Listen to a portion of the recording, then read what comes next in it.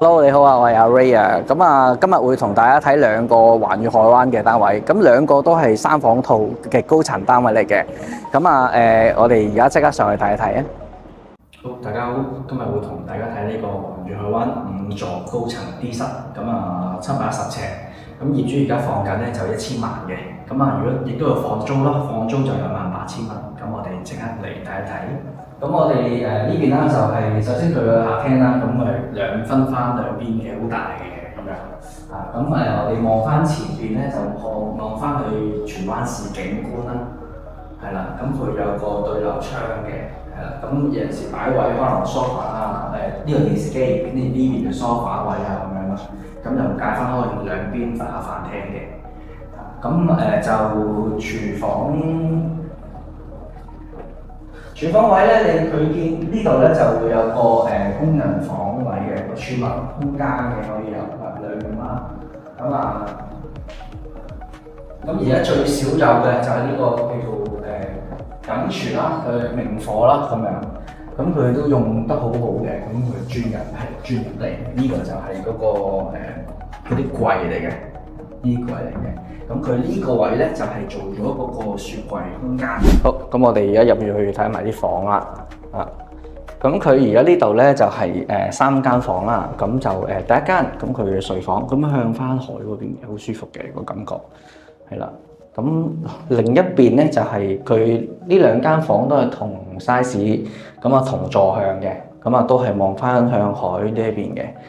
前面因為佢非常之高層啦，佢前面景觀都望穿晒㗎啦，即係望穿前邊海灣海濱㗎啦。咁嚟到呢度就主人套廁啦。咁主人套廁你見到佢嗰個採光度好高㗎，因為其實佢兩邊都有大玻璃嘅嚇。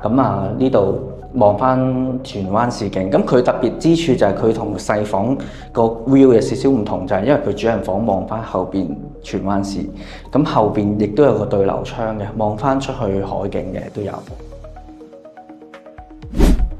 好，咁我哋嚟到第二個單位啦。咁呢個單位咧就係6座咁嘅高層 E 室，係啦。實用面積就699尺。咁你見到呢個廳就長形廳嚟嘅。咁呢隻單位都比較少放啊，因為咧佢就係高層啦，向西南。咁呢啲通常都係自己住多。業主因為移民啦，咁所以就放埋。咁我哋一睇睇個廚房位置。廚房位置咧呢一個咧就 U 型嘅廚房嚟嘅，咁所以都比較好用。咁你見到明火啦，有窗啦，咁同埋就係佢裏邊嗰個設計咧，左右可以擺嘢都幾方便嘅。咁呢個單位咧，其實佢個賣點咧就係嗰個廳嗰個比例都好大，因為佢係一個長形廳啊。咁呢隻廳如果你擺傢俬又好擺，咁後邊咧就係露台位置，係啦。咁而家我哋去翻咧就係而家呢邊就望翻出嚟個景觀。咁你見到咧就已經係望到對面青衣海景啦。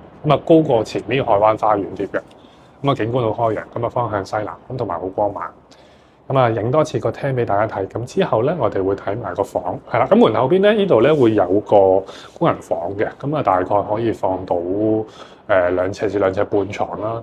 但係就裏邊業主擺咗好多嘢，咁我哋就唔入去影啦。咁我哋而家就去個睇埋啲房。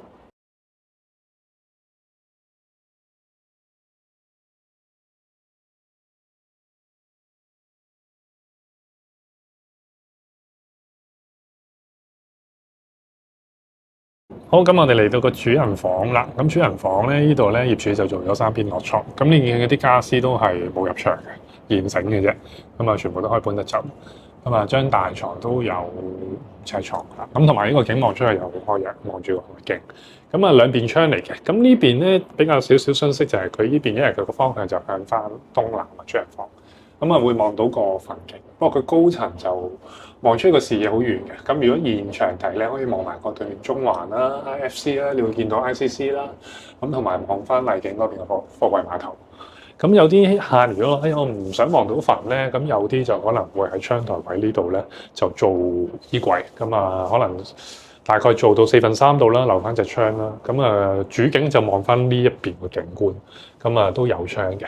兩面都有窗。咁啊，單位睇完啦，咁啊如果有興趣嘅話咧，可以約我哋睇樓，咁啊下集見。